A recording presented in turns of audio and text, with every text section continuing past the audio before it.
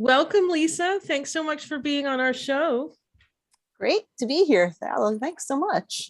So, Lisa is doing our stories from our team, and she's going to tell us about her path to college. And what I think is really hopefully going to be compelling for a lot of our listeners, I'm sure it will be actually, is I know that you were a first generation student. You were the first one in your family to go to college. So, that presents particular kinds of challenges and, maybe some opportunities too. So yeah, why don't we start with that? Like, what was the process like for you? Sure. I like to call myself the experimental child in my family, blazing the trail for others. So it was a fun and arduous experience through life. But yeah, so when you're the first in your family to go through the process, you really don't know what to expect. And sometimes your parents, and I can say, I'm saying you, and I mean Mm. me, my Right. parents, they didn't know what to expect either. And they were nervous about the Hmm. process. And so they were full of questions though, too. And so their answer was always go ask your guidance counselor, Hmm. or their response, or their anytime there was something that came up, they would kind of send me to my guidance counselor, who happened to be really well versed in the process and was fortunately a good resource for me. I think there are some guidance counselors who are really on the ball about this, and he was, and so I was fortunate. But I was blazing a trail to his office all the time, and he was used to seeing me. And sometimes it would be a reluctance on my part to go see him, because I would think, oh, he doesn't want to see me again, he doesn't want to hear from me. But Hmm. my mother would kind of force me. So that's what we did. But there was a lot of uncertainty, as there is to the process for everybody. I think a little more so because without having had parents going through it before, and even if their experience would have been 10, 15, 20 years before mine, let's say, there were too many unknowns. And I always say to students, you don't know what you don't know Hmm. when it comes to this process. And so I didn't know what I didn't know. And I learned, kind of by trial and error. Hmm. But again, asking lots of questions was sort of my remedy for it. Hmm. And feeling comfortable going to the people who seemed to have answers or seemed to be able to point me in the right direction was really the first line of defense. And I want to highlight something here that I think is really important. And I've run into this with a lot of first generation students, that they don't realize that it is their right to go and get answers. That Yes. if this person is your guidance counselor, that is what they Yes. are there for. And unfortunately, guidance counselors are really overwhelmed in a lot of cases. And this is Mhm. something that I think is a crime. I actually think it would be better if our job was not a necessary one, because guidance counselors, there were enough of them and they were well funded enough. And but Yeah. use the resources that you have. That's what they're there for. And I'm so glad that your mom was there to encourage you to do that. Yes. I'd also like to Absolutely. put in a plug. I mean, did you have teachers that helped you? Because I wasn't first gen, but my guidance Mhm. counselor was extremely busy, and I ended up Yes. having a history teacher who helped me a lot.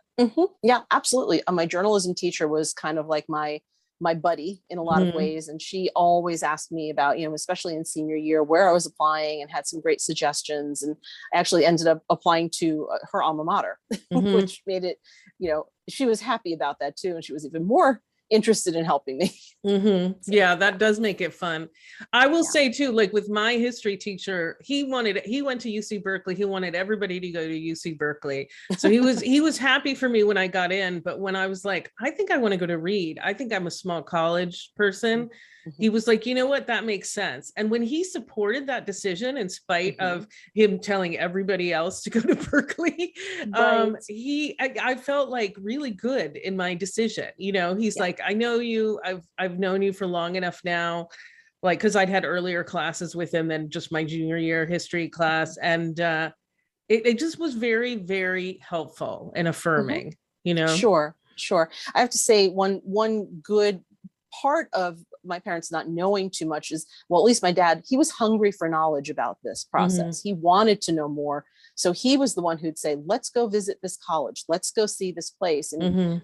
I don't know if I would have, initiated that myself. This was more coming from him. Come on, we've got some days off. Let's go see colleges. Mhm. And he was Yeah. totally into it. He was Mm. all about, let's take the drive, let's go to the bookstore, let's do the Mhm. tour, that whole thing.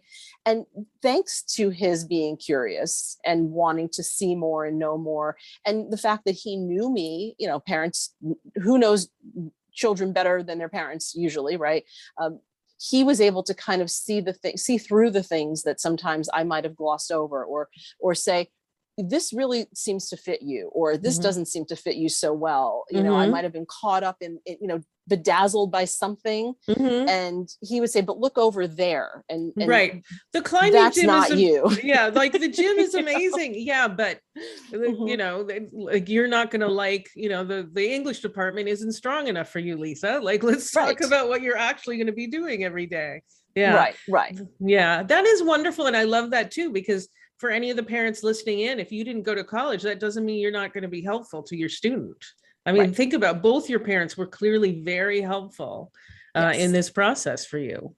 Yes. So, And supportive. They were all about it. To them, it was never a question of whether I would go to college. mhm, It was a given that I was going to go to college, and they mhm, would do whatever they had to do on their end to make that happen. mhm, mhm, Mhm. which is wonderful, you know. Yeah. And I was lucky. I know not everybody experiences that. And some students really struggle with this, Mhm, especially if their parents are wary about the process and nervous about it. And sometimes, when you're the parent and there are things that you don't know, you don't want to admit to your children that you don't know them. And so sometimes that does cause a little bit of a rift or a chasm mhm, between mhm, parents and students, or reluctance to get involved. And so I would just encourage parents, if you're nervous about this, it's okay to be nervous, but mhm, engage. mhm, Learn what you can. You don't mhm, have to have gone to college to become knowledgeable about the process mhm. and how to help your child. Yeah, I talk to some first generation families, as I'm sure you do, but also I talk to a lot of families where maybe the parents didn't go to college in this country and they'll Right. say, oh, you're going to be able to tell that I don't really know anything. And one of the Mhm. things I tell them too is, people who went to college 30 years ago here, it's still really different. So please don't be Yes. embarrassed to ask questions because a Absolutely. lot of people who think they know how things work actually might not know. Right. Like, That's true. yeah. That's true. I mean, if you think back to your own college experience, and I think back to mine, so many things are different about the application process. And I tell families that too. And I hope that puts them at ease to know that, the only reason I know what I know is that I worked in that world and I've Mm-hmm. been steeped in this. But the expectation is not that you do know all of that, especially if you are first gen, or if you're first gen US college Mm-hmm. student, and your parents are coming from they've gone to school in another country, and it's different. The system is different, the application system, the testing system is different. Mm-hmm. And it's okay, there's nothing to be embarrassed about. If you're not sure, asking questions is the best way to know. Mm-hmm. Yeah, yeah, absolutely. Mhm. Now you mentioned being like a trailblazer for your family. So talk a little bit more about what that was like. Sure. Yeah. I mean, throughout school and just experiences doing things first and kind of passing down to younger siblings what that was about, what it meant, preparing them so when it was their turn to do it, helping them understand the steps they needed to take. Um, if you look at birth order, and first child tends to be the one who's kind of the organized and the go-getter, I guess you could say, or the one who kind of will lay out all the steps for you. And sometimes the middle child isn't that way, or the younger child isn't that way. So sometimes Mm-hmm. it was grappling with the fact that my sisters had very different ways of approaching things and very different styles of Mm-hmm. receiving information than Mm-hmm. I would have liked. So I would present it to them in the way that I would have wanted to know it, and they would take it or leave it. Right. And so for students who are going through that for the first time themselves and then trying to pass on knowledge, I think it's always worthwhile to blaze that trail and share with your younger siblings or younger cousins or relatives or neighbors or whatever it is, what you experience. But accept that they're not always going to follow your instructions or your path to the letter of the law. Oh yeah. Listen, I was Mm, trying to advise my sister and my nephew about the college process. And mhm. earlier on, my sister would just kind of sort of take it or leave it. And I finally said to her, Mhm. you know, people pay me thousands of dollars for this advice that I'm trying to give it to you for free. So Mhm. if you don't want to do something, that's obviously fine. But for you to dismiss it is a little ridiculous. Like, I don't, Mhm. and Yeah. she was like, oh, okay, yeah, I guess you're right. I'm like, seriously, what do you think I've been doing for the last Mhm. 20 plus years? Right, Um, right. you But I know, try not to be offended when that yeah. happens now, right? I mean, even when my youngest sister, I'm significantly older than my youngest sister by Mhm. about 13 years. And so Right. I was working in college admissions when she was looking at colleges. I took Mm. her on all her college tours. I was the one who did that. My parents were they were done, Mhm. they'd gone through it already twice. They were done. They said, just let us know where to write the check. We'll be fine. Right. And so I was able to do all those tours with her. And it was a good thing for her, but it was also an arduous thing for her because I knew what I knew at that point from working in that system. Right. And it might have been a little much for her. She Mhm. was fine just to look at the campus and see what she saw. But I was, let's dive into this. Let's spend more time in the library. Let's, let's. Mhm.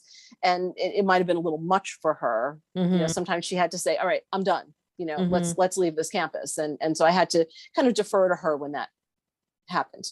Yeah, yeah. No, I realized early on that I had to soft pedal it. So like I took my nephew to his first two college visits. Mhm. Then his parents really took it from there. And so that was good. I was like, let's visit UConn, let's visit Trinity. They're close, they're very different. Mhm. What do you Yeah. think? Mhm. Mhm. And he enjoyed the visit. So that Yeah. mattered a lot. I was like, Yeah. okay, win one. Like, let's see how it Yay for goes Aunt from now. Sally. Yeah, Yes. exactly. Exactly. So Yeah. um, so what do you think was sort of like the most satisfying piece of this journey to college for you? Like, Well, I think, and I probably what I was feeling early on is not unusual for many applicants, not just first gen kids. I didn't think I'd get in anywhere. I had great mhm, grades and pretty good scores and all of that, but I was sure that's it. I'm not getting into any colleges. Why would a college admit me, right? mhm, And so I think to some degree, even the top students, everybody feels something. There's a nervousness. There's a mhm, what if I don't get in anywhere kind of feeling. And so getting those first acceptances, even if they were my safety schools, and then getting more, and then getting offers for aid, mhm, merit-based aid, getting some really nice merit-based scholarships that basically said, hey, you're a great student and we want you here. mhm, Those really helped me kind of puff up my chest and woo, look mhm. at me, I was pretty proud. And Yeah, as you should and have I been. And you did it yeah, mostly yourself, right. with key assists, Yeah, but key assists, although after the process was over, it did have me second guessing that did I not reach far enough? I didn't apply to reaches, and it was out of fear. It was out of mhm, fear of failure, fear of rejection. And for some people, that's always a theme. That's always an undercurrent. But as a person who looks back 30 years and thinks, would I have gotten into that school? mhm, Maybe yes, maybe no, but it kind of would have been nice to know. And I would mhm. have dealt with it if it was no, and Right. maybe not been able to afford it if it was yes anyway. Who knows? But don't put yourself in a position where you have to second guess. Although I say this within reason, I'm not suggesting that students apply to every blessed reach Mhm. that they can identify, But but at that least a couple they of do them. reach a little within reason, right? That Mhm. they identify Yeah. a couple of places that might be a little bit out of their range, and if there are good reasons for applying, make every effort. I think that's a Mhm. great thing to go for us to end this segment on, because a lot of first generation students, based on research, undersell themselves. They Mhm. don't apply to these reach schools, and maybe they should be. Right. So, all right. Well, thank you so much, Yeah. Lisa. You're welcome. Thanks for having me. All right. So thank you also to Stacy and Gabby. Listeners, get ready for our show next week. Our regular host, Beth Heaton, will be answering listener questions, as well as discussing what it really means when colleges send you mail. And finally, I want to remind you that you don't have to listen to our shows live. Every show is accessible 24/7 on the Voice America website. And you can also download every show for free on iTunes. And if you want to search for a particular show topic, you can go to our blog page at blog.getintocollege.com. That's blog.getintocollege.com. And last, don't forget, we're here every Thursday, 4 p.m. Eastern, 1 p.m. Pacific.